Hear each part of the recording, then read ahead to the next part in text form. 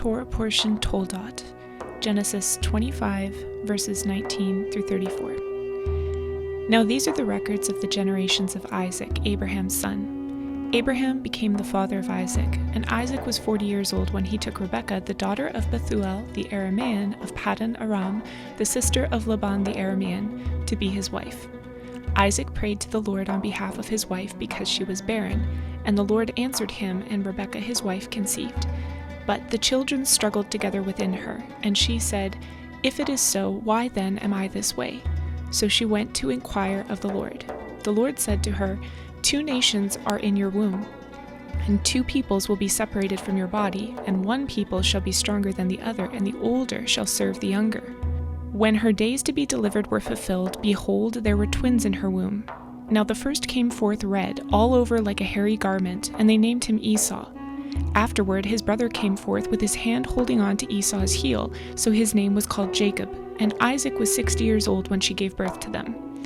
When the boys grew up, Esau became a skillful hunter, a man of the field, but Jacob was a peaceful man living in tents. Now Isaac loved Esau because he had a taste for game, but Rebekah loved Jacob.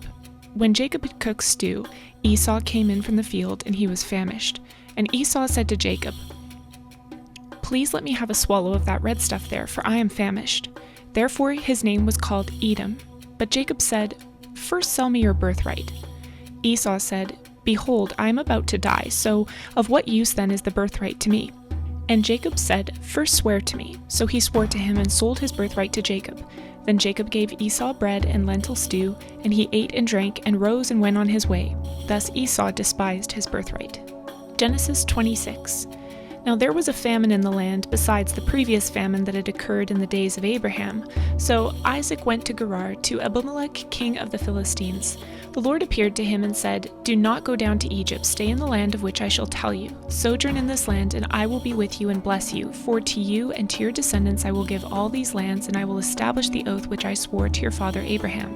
I will multiply your descendants as the stars of heaven, and will give your descendants all these lands, and by your descendants all the nations of the earth shall be blessed, because Abraham obeyed me and kept my charge, my commandments, my statutes, and my laws." So Isaac lived in Gerar. When the men of the place asked about his wife, he said, "She is my sister," for he was afraid to say "my wife," thinking, "The men of this place might kill me on account of Rebekah, for she is beautiful." It came about, when he had been there a long time, that Abimelech, king of the Philistines, looked out through the window and saw, and behold, Isaac was caressing his wife Rebekah. Then Abimelech called Isaac and said, "Behold, certainly she is your wife. How then did you say she is my sister?" And Isaac said to him, "Because I said I might die on account of her." Abimelech said, "What is this you have done to us? One of the people might easily have lain with your wife, and you would have brought guilt upon us." So Abimelech charged all the people, saying, "He who touches this man or his wife shall surely be put to death." Now Isaac sowed in that land and reaped in the same year 100-fold, and the Lord blessed him, and the man became rich and continued to grow richer until he became very wealthy, for he had possessions of flocks and herds and a great household, so that the Philistines envied him. Now all the wells of his father's servants had dug in the days of Abraham his father, the Philistines stopped up by filling them with earth. Then Abimelech said to Isaac, "Go away from us, for you are too powerful for us." And Isaac departed from there and camped in the valley of Gerar and settled there. Then Isaac dug again the wells of water which had been dug in the days of his father Abraham, for the Philistines had stopped them up after the death of Abraham. And he gave them the same names which his father had given them. But when Isaac's servants dug in the valley and found there a well of flowing water, the herdsmen of Gerar quarreled with the herdsmen of Isaac, saying, "The water is ours." So he named the well Esek, because they contended with him. Then they dug another well, and they quarreled over it too, so he named it Sitnah. He moved away from there and dug another well, and they did not quarrel over it, so he named it Rehoboth, for he said, "At last the Lord has made room for us, and we will be fruitful in the land." Then he went up from there to Beersheba. The Lord appeared to him the same night and said, "I am the God of your father Abraham. Do not fear, for I am with you. I will bless you and multiply your descendants for the sake of my servant Abraham." So he built an altar there and called upon the name of the Lord and pitched his tent there, and there Isaac's servants dug a well. Then Abimelech came to him from Gerar with his advisor Ahuzzath and Phicol, the commander of his army. Isaac said to them, "Why have you come to me, since you hate me and have sent me away from you?"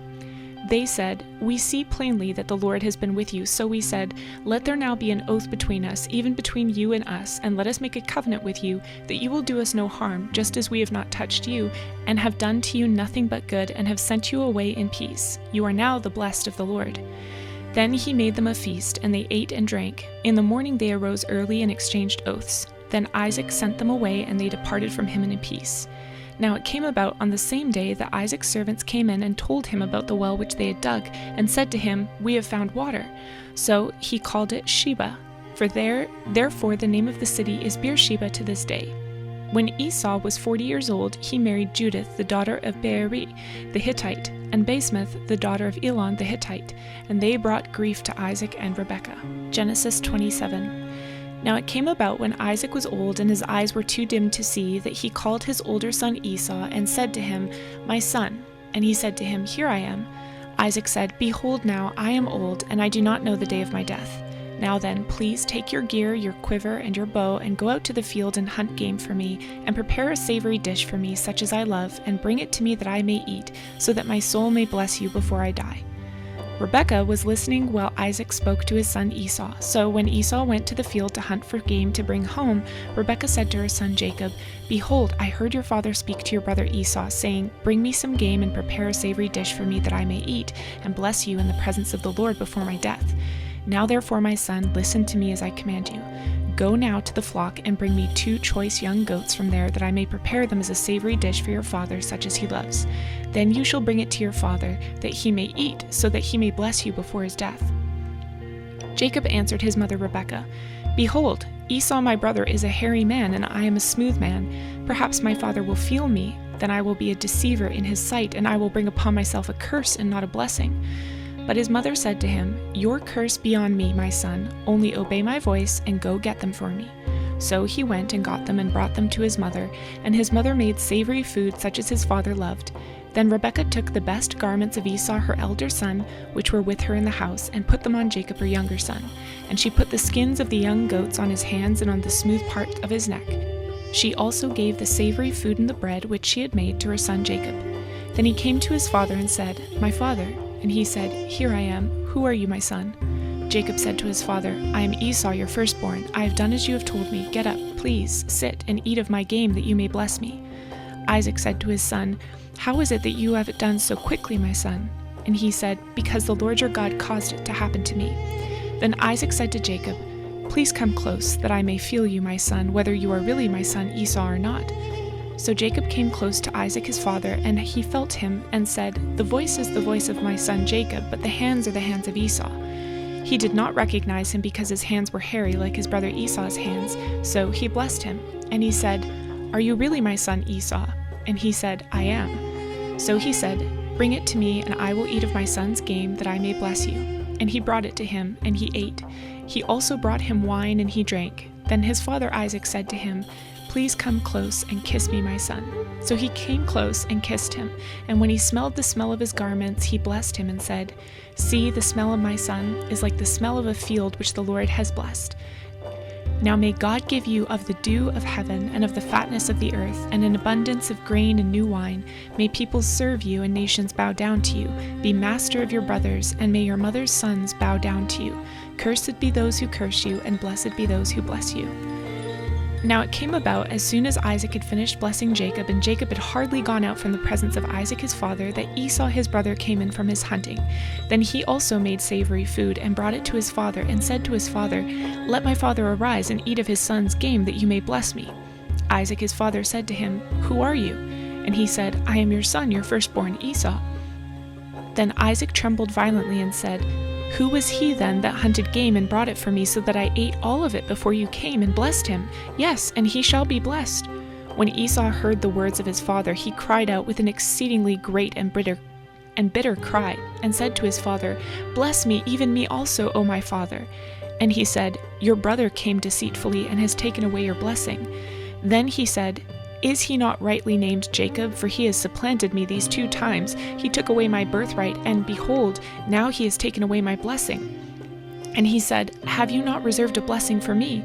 But Isaac replied to Esau, "Behold, I have made him your master, and all his relatives I have given to him as servants, and with grain and new wine I have sustained him. Now as for you then, what can I do, my son?" Esau said to his father, "Do you have only one blessing, my father? Bless me, even me also, O my father." So Esau lifted his voice and wept. Then Isaac his father answered and said to him, "Behold, away from the fertility of the earth shall be your dwelling, and away from the dew of heaven from above. By your sword you shall live, and your brother you shall serve. But it shall come about, when you become restless, that you will break his yoke from your neck." So Esau bore a grudge against Jacob because of the blessing with which his father had blessed him, and Esau said to himself, "The days of mourning for my father are near, then I will kill my brother Jacob." Now when the words of her elder son Esau were reported to Rebekah, she sent and called for her younger son Jacob and said to him, "Behold, your brother Esau is consoling himself concerning you by planning to kill you. Now therefore, my son, obey my voice and arise, flee to Haran to my brother Laban. Stay with him a few days until your brother's fury subsides, until your brother's anger against you subsides and he forgets what you did to him. Then I will send and get you from there. Why should I be bereaved of you both in one day?" Rebekah said to Isaac, "I am tired of living because of the daughters of Heth. If Jacob takes a wife from the daughters of Heth, like these from the daughters of the land, what good will my life be to me?" Genesis 28.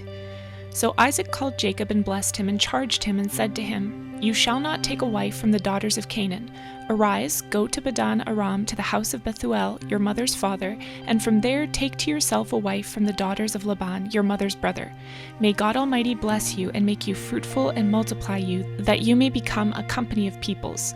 May he also give you the blessing of Abraham, to you and to your descendants with you, that you may possess the land of your sojournings which God gave to Abraham." Then Isaac sent Jacob away, and he went to Padan Aram to Laban, son of Bethuel, the Aramean, the brother of Rebekah, the mother of Jacob and Esau. Now Esau saw that Isaac had blessed Jacob and sent him away to Padan Aram to take for himself a wife from there, and that when he blessed him he charged him, saying, "You shall not take a wife from the daughters of Canaan," and that Jacob had obeyed his father and his mother and had gone to Padan Aram. So Esau saw that the daughters of Canaan displeased his father Isaac, and Esau went to Ishmael and married, besides the wives that he had, Mahalath, the daughter of Ishmael, Abraham's son, the sister of Nebaioth.